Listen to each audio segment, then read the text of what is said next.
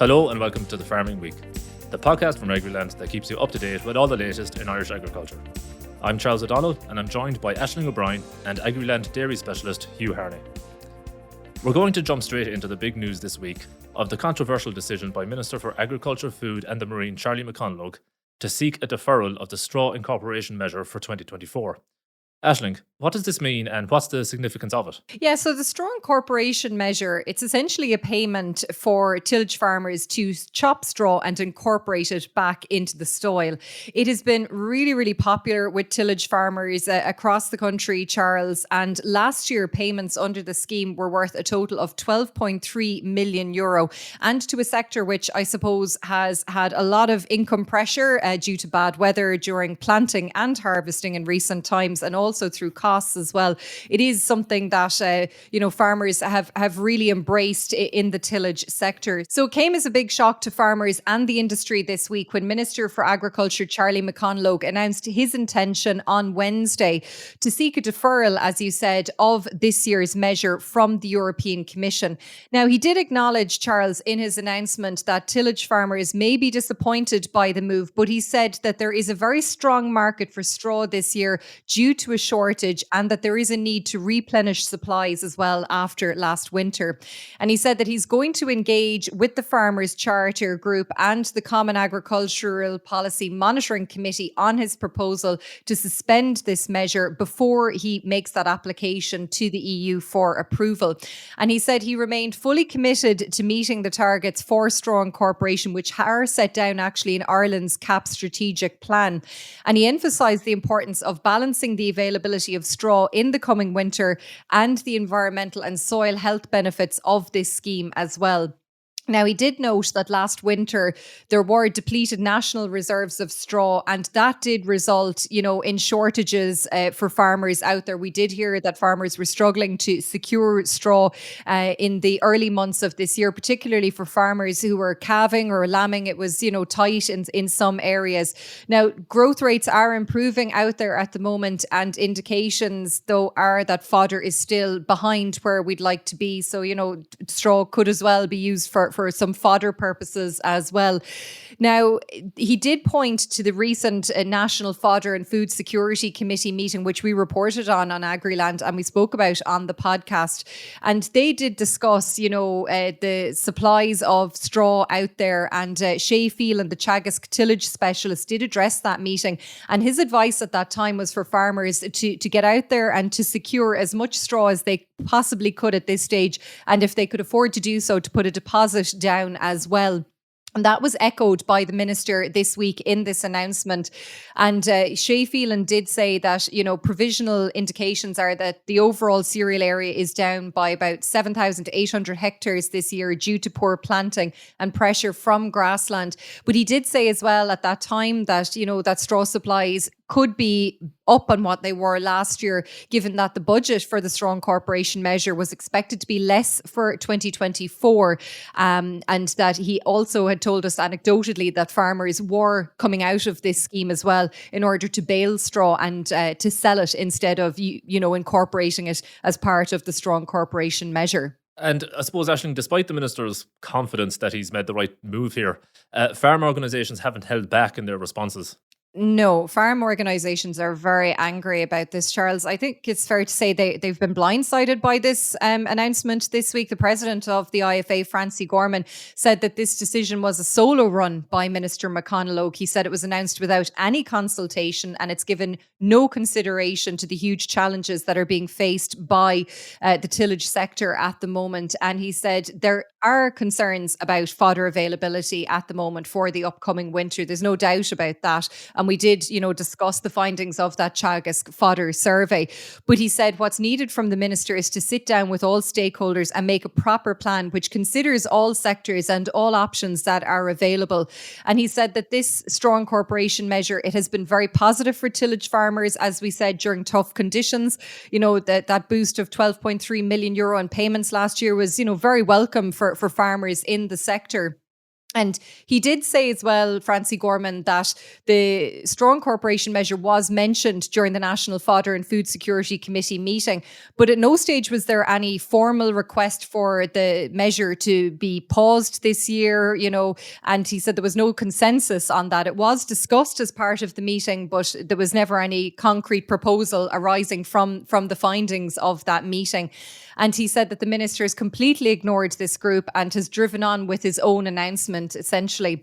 Now, Francie Gorman expressed that sentiment, that deep dissatisfaction last night as well. There was an IFA farm walk that happened in Galway on Wednesday evening. And speaking to Agriland editor Stella Meehan, Francie Gorman explained that he wants a U-turn on this matter from the minister. Take a listen to this.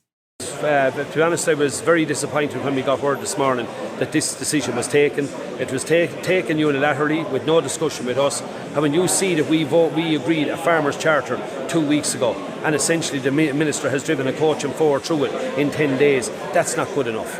So we're meeting them in the morning, and look, we'll see where we go from here. But I'm very, very disappointed about the fact that it's been dropped. That measure delivered even environmentally. And we've been told how we should farm environmentally, or how we should farm to deliver environmentally. And the minister cans a scheme, albeit for 1 year, that was delivered environmentally and economically for tillage farmers, and it's not good enough. Would you be calling for a U-turn on that decision then? Absolutely, I would. Yeah, but look, we have to meet him in the morning, and we'll see where we go from there. Now, so as you can hear there, Francie Gorman, the IFA president, not at all happy with this situation, Charles. And the IFA Grain Committee chair, Kieran McAvoy, said that tillage farmers will be very disillusioned by this move as well. And he said that the reality is that tillage farmers can opt out of the scheme if they wish. Leaving this option open until after the harvest would see a lot of the better straw baled rather than ploughed into the ground, he said. And this morning, Thursday morning, the IFA and the Irish Grain Growers, the IGG, joined forces, and they held a meeting in Gerteen College in Tipperary with Minister Charlie McConalogue.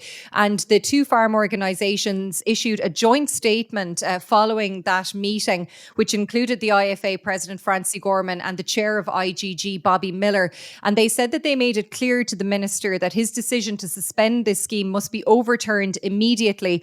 And they said that Minister McConalogue offered them another meeting next week, but they said that wasn't going to be soon enough, and they wanted to meet him again either tomorrow or over the weekend to discuss this further.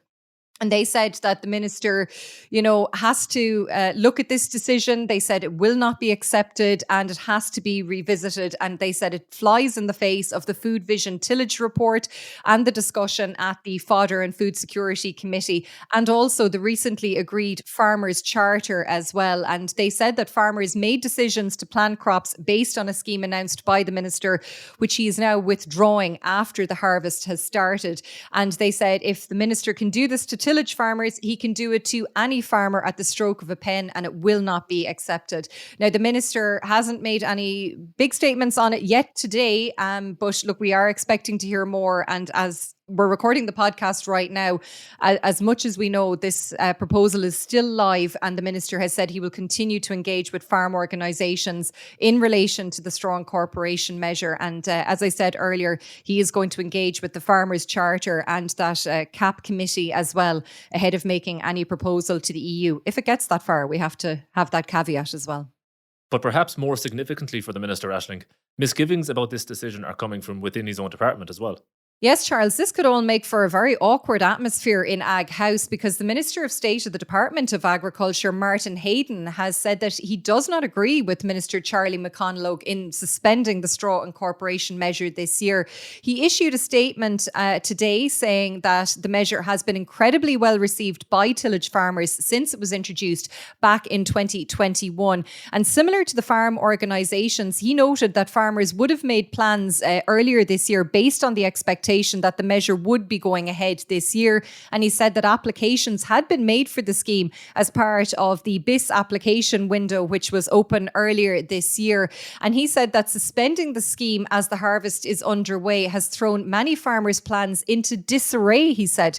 And he was very critical as well of Minister McConalogue, saying that he was concerned about the level of consultation that took place with farmers and the representatives prior to this change being proposed, because he said that there are very real consequences for those impacted, those tillage farmers who would have relied on this straw incorporation measure payment as well. Look, he did note as well that there are genuine concerns around straw and fodder availability due to the inclement weather of the last few months. But he felt that suspending the entire straw incorporation measure would not fix that issue, but rather it's going to create significant difficulties within the tillage sector. And he also raised the concern that there is a risk here, Charles, that European money could go unclaimed because this is actually a co-funded scheme. So if the measure does not go ahead, and we essentially ask the Commission to pause it this year, the money that is earmarked for that, does that just go into the European coffers again, or can it be reallocated? And the Minister noted that applicants can already withdraw from the scheme, what the farm orgs said as well, and make straw available for baling. So there is kind of a get out of jail free clause as well there for farmers in this scheme as things stand. Now, and he said that additional flexibilities within the scheme should be explored before a full suspension of the straw incorporation measure is considered by the Minister. So look, it's going to be very, very interesting to see how this one pans out, Charles. A lot of pressure on Minister Charlie McConalogue at the moment from inside and outside of Ag House on this. Look, as it stands, it's Thursday afternoon. A week is a long time in politics. An hour, a minute is a long time in agricultural politics. So I'd say watch this space very closely on this one. But it has to be said that a lot of people very unhappy with this proposed announcement. Yeah, it's a controversial one, Aisling, for sure. But moving on now, you mentioned there the European Commission, which we learned just today on Thursday, will have the same president for the next 5 years, with Ursula von der Leyen being reconfirmed for a second term by the European Parliament. But while we're talking about the EU, the controversial nature restoration law has raised its head again, this time at the same farm work that you just referred to in County Galway. Yes, so IFA President Francie Gorman, who we heard just a few minutes ago, was speaking at an IFA Enough is Enough campaign event, which was held on the farm of Micheál Haverty in Clonbyrne in County Galway on Wednesday night. And look, that campaign has already included tractor protests, and we've seen IFA members and county chairs addressing local authority meetings as well. So as you said, this event on Wednesday night was all focused on the EU nature restoration law and how it might impact farmers such as Micheál. Now, there were representatives from the National Parks and Wildlife Service, the Farm Peat Project, and executives of the IFA, along with local councillors and TDs in attendance. Now, the Farm Peat programme, if you haven't heard of it before, it's a locally led results-based pilot programme for farmers who manage lands that surround some of Ireland's remaining raised bogs in the Midlands. Now, the County Galway IFA rep Stephen Canavan was among the IFA representatives who criticised the nature restoration law, and he said that European politicians should essentially keep their hands off of farmers' lands. And Micheál Haverty, he spoke to Agriland editor Stella Meehan, who attended the event. He farms approximately 110 acres of land with around 100 suckler cattle to weanling and store, with about 10 bucket-fed calves in the northeast of the county of Galway, and he rears the calves to store stage, sells them at around 18 months of age. Now, most of Micheál's land is marginal, poor quality ground, and when the silage ground is excluded, the remaining land is of a peaty nature. The land was bought actually by Micheál's father, Paddy, in the 1960s, and both father and son have managed to work on it and improve it over the decades to become productive land for agriculture and for grazing, as we've seen replicated right across the country, Charles, in areas such as this. And Micheál explained to Agriland what the impact re-wetting would have on his livelihood. Have a listen to this. Farming is in my blood. It's as simple as that. I mean, you don't teach somebody really to farm. It's either in you or it isn't. It's as simple as that. Getting up and going farming to me is like getting up and having the breakfast. It's just part of the day and that's it. Like, I know when the whole nature restoration thing was passed in, it's, and I use inverted commas, voluntary. From my point of view, that has to be part of the law, that the wording voluntary has to be in it at all costs. So as you can hear there, Charles, from Micheál, his concerns there essentially that the voluntary nature of the nature restoration law, and that has to be enshrined in any law, that farmers will not be compelled to re-wet their lands. And that is something that the government has repeatedly said. And it's something that was mentioned on the night as well by NPWS representative Anya Nivreen. She told the meeting that it's the organisation organisations tasked essentially to work closely with stakeholders like farmers to devise a strategy on the ground to implement this nature restoration law over the next 2 years. That is our obligation from the EU Commission, that we have to present a nature restoration plan to them. And she also stressed that farmers have more control over its implementation than they might actually realise, and that the government, as they've repeatedly said, is aiming to utilise as much state land as possible to reach the target of 30% of restored peatland by the end of this decade. The government has said in the past that state land should be enough to reach their targets, and that, any I suppose farmer who wanted to get involved, it would be done so on a voluntary capacity. And Anya Niverine told farmers on the night that all stakeholders' views would be sought before any scheme would be designed. And look, a video from that farm walk is available on our app and on our website, and you can hear more from Micheál Haverty and from those who spoke on the night as well on Agriland. And Aisling, you mentioned there the more marginal land types. And that brings us on to the recent controversy over the Agri-Climate Rural Environment Scheme interim payments. Farm organisations recently raised concerns that farmers who ended up being overpaid as a result of the interim payment earlier in the year would have to repay that money by seeing a reduction in their next payment, which for many impacted farmers would have been the Areas of Natural Constraint Scheme payment in September. However, some flexibility was made available by the department this week. Aisling, can you give us a bit of background on this, and what's this flexibility farmers can avail of now? Yes, Charles, some good news for farmers who might be impacted by this, because the Irish Natura and Hill Farmers Association told us this week that farmers will be allowed to make repayments on the acres interim payment through that scheme rather than other schemes. Now, as we previously reported here on Agriland, the Department of Agriculture has said that around 6,600, or about a fifth of the 31,000 farmers who've received full payment under acres, have what they classify as an outstanding debt. And as you said, this followed the issuing of a once-off flat rate interim payment, which was not results-based. That was made earlier this year due to delays in processing the expected results-based payments that farmers should have received. And the Joint Oireachtas Committee for Agriculture was told earlier this month that a letter will be sent by the department to every participant who has an outstanding debt. And farmers will be given a range of payment options that they can avail of over the coming period. That could be maybe electronic funds transfer by phone, online check, bank transfer, whatever they want. And we did learn that some farmers have actually already repaid this debt. But for those who don't repay that debt in time for the next payment, we had been told at that time that it would be the ANC scheme payments in September from which the debt could be recouped.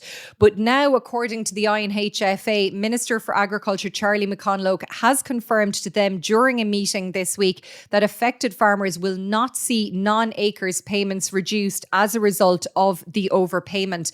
The farm organisation said that the decision to allow farmers to make repayments through acres will alleviate those concerns around cash flow in September, when of course there are major demands at farm level, but also maybe on a family level as well. You've got children going back to school maybe, or to college, and it is a very expensive time of the year. Now, the INHFA National President Vincent Roddy said that affected farmers can expect to receive correspondence from the department in the coming days, and farmers who wish to defer the recovery of the money until their next acres payment will have to actually notify the department of this by a specific email, or they will just have to contact the department on this, not to take it as a given thing that they will have to take action on this. And the next acres payment, we are told by the INHFA, will be made in November as well.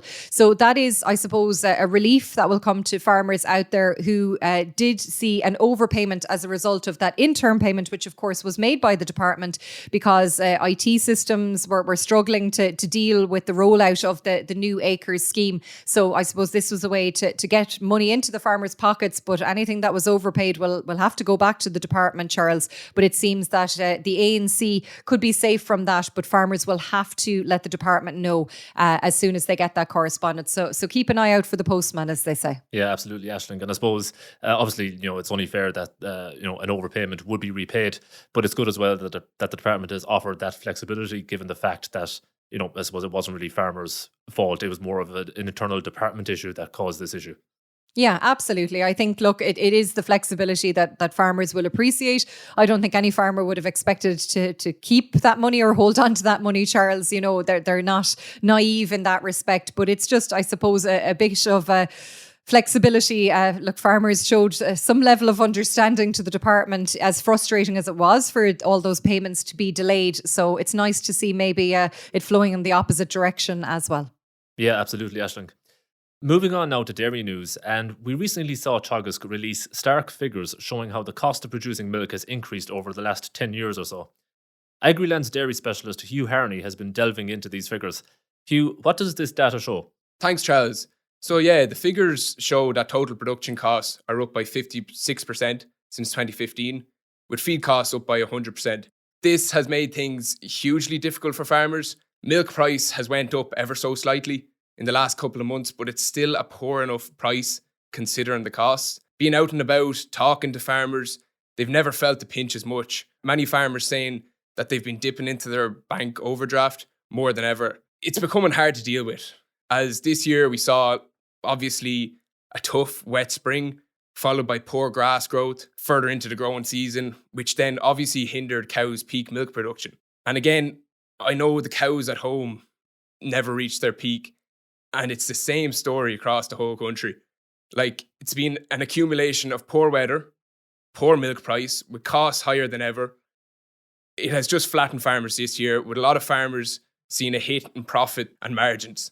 These costs have been difficult for farmers without a doubt, and I suppose with the uncertainty and lack of clarity around the nitrates derogation, farmers don't know whether to invest into their business or whether they should improve things around the yard, because they're uncertain whether they'll get the return of investment. This accumulation of costs, uncertainty, milk price, and further regulations has just left the whole sector in a poor mood with no clear vision in sight. And Hugh, do these figures reflect any difference between farms in terms of their margins?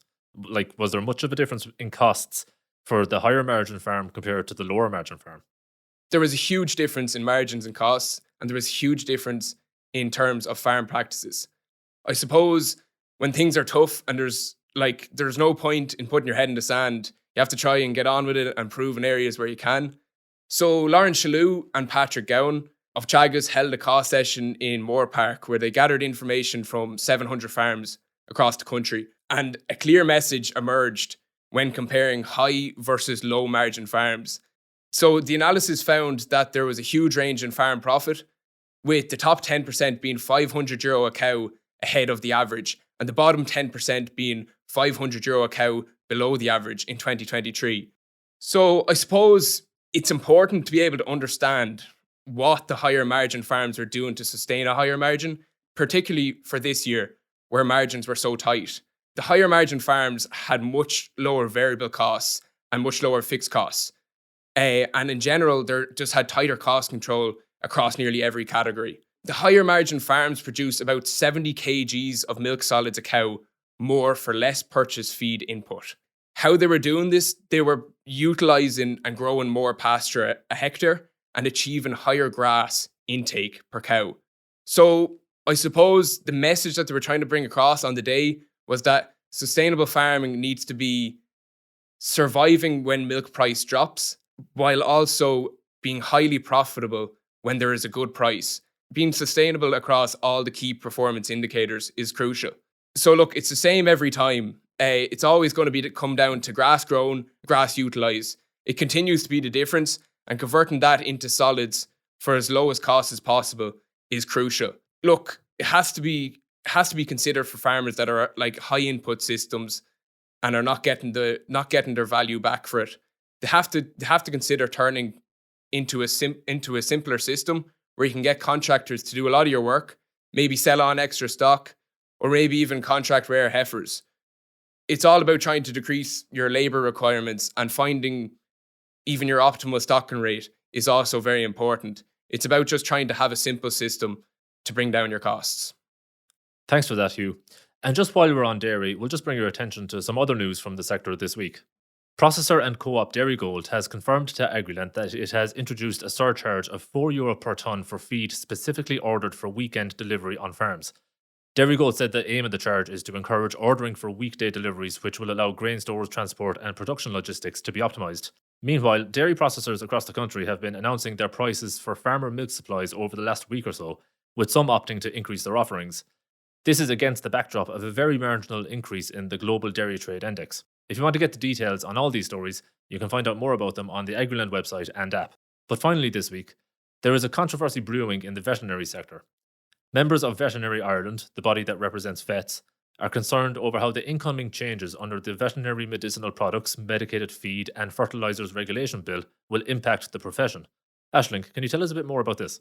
Yeah, so around 200 vets attended a meeting called by Veterinary Ireland on Monday of this week in relation to this bill, which was signed into law in July of last year, about a year ago. So the president of Veterinary Ireland, Hazel Mullins, says that if this statutory instrument comes into effect, there will be job losses in the sector, especially where farm animal practices are concerned. And we were told that there are currently around 600 farm animal vets working in Ireland. Now, the meeting was told that for certain Veterinary Ireland members, this could mean that a 4-person practice would lose 1 vet. And Mullins said that job losses would affect all vets, which would have particular consequences for out-of-hours services, which obviously a lot of farmers would rely on out there, Charles, as well. Now, the lack of vets specialised in farm animal practice, especially in rural areas, has been an ongoing issue. And Hazel Mullins said, if we're not able to get vets and employ vets, how are we going to provide rotas that are in place currently out there for out-of-hours services? And potential impacts on the out-of-hours service is also the biggest concern for farmers, who may see the changes in this bill as an increased supply of medications, but in the long term, Mullins said it will affect the service that vets are able to supply to their farms. And she said that job losses in farm animal practices would have a knock-on effect on equine vets and small animal vets as well. And she said the veterinary service that the public is used to will no longer exist if this statutory instrument goes through. Now, there was also concerns raised by the representative body about proposed changes to the routes of supply of medications. The statutory instrument would allow for prescription exempt vaccines to be supplied through licensed merchants and co-ops, and farmers could also buy antiparasitics from these retail premises, provided that a vet has written a prescription for the animals in question. Now, Hazel Mullins said these medications, both antiparasitics and vaccines, are going into food-producing animals, and we need to protect food safety. And she also raised the issue of antimicrobial resistance as well. And she said that the National Veterinary Prescription System provided for under this Act, which the representative body said will result in a lot more administrative work for the vets involved as well. Now, following on from that meeting on Monday, Veterinary Ireland then held what it described as a constructive meeting on these issues with Minister for Agriculture, Charlie McConalogue. Hazel Mullins said that the organisation expressed their concerns over the potential consequences of this statutory instrument and the significant changes to prescription rules and the route of supply of veterinary medicines out there as well. And she said that the minister is committed to further correspond with Veterinary Ireland and that he would consider its concerns raised during the meeting. And Veterinary Ireland said it will now discuss its next steps at a National Council meeting. And Hazel Mullins said that they've done what they could at the moment and obviously will keep lobbying RTDs. That's what's on the agenda for the next couple of days. So more to come on that, I'd say, Charles. But look, anything that would cause any concern to vets or the supply of vets around the country is something farmers will keep a very close eye on. Yeah, without a doubt, Aisling, for sure. But unfortunately, we're just about out of time for this week. Just before we go, we just want to highlight that the final episode of Agriland's limited series podcast, Law and the Land, hosted by Aisling O'Brien, is now available. This week's episode is all about how divorce can impact the farm. But as for the Farming Week, we'll leave it there for now. Please don't forget to rate, review and follow the Farming Week on Spotify, Apple Podcasts or wherever you get your podcasts. We'd love if you could spare some time to give us 5 stars and share the Farming Week with anyone you think might be interested. From Aisling, Hugh and myself, have a great weekend.